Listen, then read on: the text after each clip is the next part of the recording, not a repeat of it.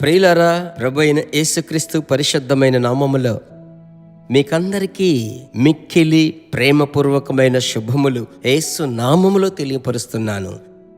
Jesus meets YouTube family మరియు ఫేస్బుక్లో ఏకీభవించుచున్న కుటుంబములు మిమ్మల్ని అందరినీ ప్రభు సన్నిధిలో పెట్టి మిమ్మల్ని తలంచున్నప్పుడల్లా మీ కొరకు ప్రార్థిస్తున్నాను.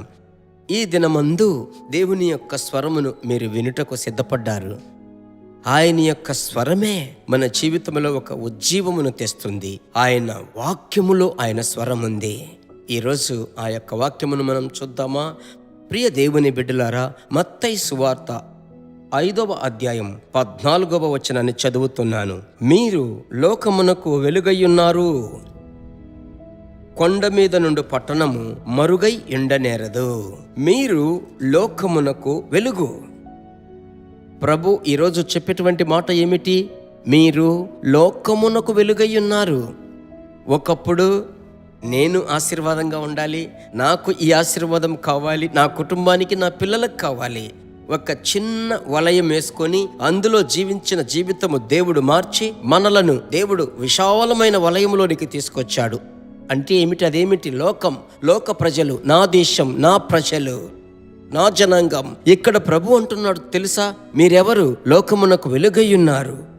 మీలో పరిశుద్ధాత్ముని యొక్క అభిషేకం ఉన్నట్లయితే మీలో నుంచి ఒక వెలుగు ప్రకాశిస్తుంది.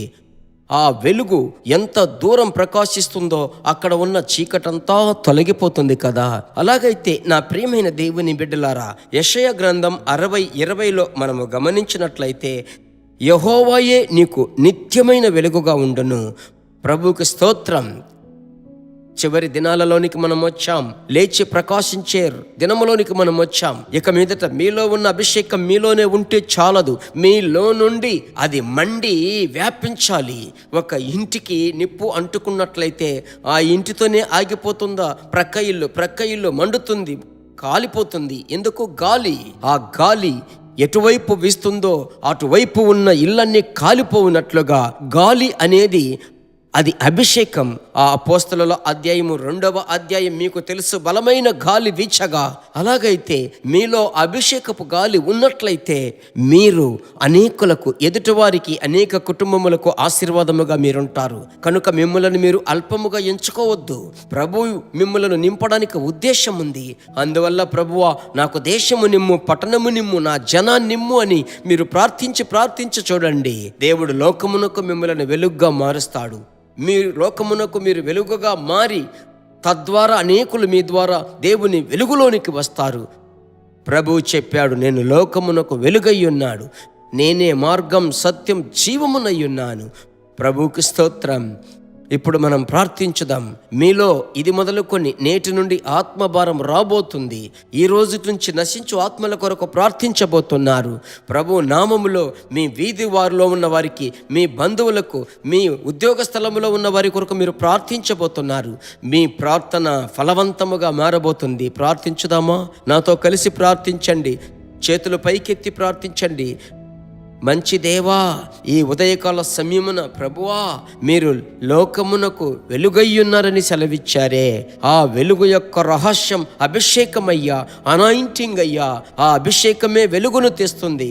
దేవా, ఆ వెలుగే తండ్రి చీకటిలో ఉన్న ప్రజలను వెలుగులోనికి తీసుకొస్తుంది. ఈరోజు ఎవరైతే చేతులెత్తి ప్రార్థిస్తున్నారో ఆ ప్రభువా, ఆ బిడ్డలను అలాగే రూపించమని యేసు నామములో ప్రార్థిస్తున్నాను. ఒక ఆత్మ భారం మీ బిడ్డలలో కలిగినందుకు స్తోత్రం.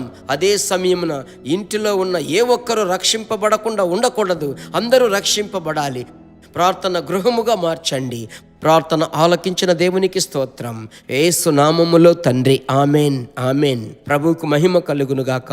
ప్రియులారా, మీరు ఈ దినం ఈ సత్యమును విన్నారు, వాక్యమును విన్నారు. ఎంతో మందికి ఇది దొరకలేదు. మీరు ఒక పని చెయ్యండి, వారికి షేర్ చెయ్యండి, సరేనా? వారు, ఎదుటివారు ఈ స్వరమును వినాలి, వెలుగు సంబంధాలుగా మారాలి. రెండవదిగా, ఇంతవరకు మీరు సబ్స్క్రైబ్ చేయకుండా ఉన్నట్లయితే జీసస్ మీట్స్ సబ్స్క్రైబ్ చేయండి. అనుదినము ఉదయం ఈ ఆశీర్వాదకరమైన వాక్కు సాయంకాలం మనకు తెలుసు కదా, 5:30 to 7:30 యూట్యూబ్ ఛానల్లో అందమైనటువంటి చక్కటి సందేశం మీకు ఇంకా దొరుకుతుంది. ప్రభు మిమ్మలను ఆశీర్వదిస్తాడు. God bless you. దేవుని బిడ్డలారా, ఈ వర్తమానము మీకు మిక్కిలి ఆశీర్వాదకరముగా ఉందని మేము నమ్ముచున్నాము. ఇంకనూ మా వర్తమానములను విని ప్రభువులు ఆశీర్వదింపబడుటకు జీసస్ మీట్స్ మినిస్ట్రీస్ అను మా యూట్యూబ్ ఛానల్ ను సబ్స్క్రైబ్ చేయండి. మరియు మా ప్రార్థన సహాయముకై మీరు సంప్రదించవలసిన మా ఫోన్ నెంబర్ 9841425286 మరియు 7295463663. Email gpsrobinson@hotmail.com. ప్రభు మిమ్మును ఆశీర్వదించునుగాక.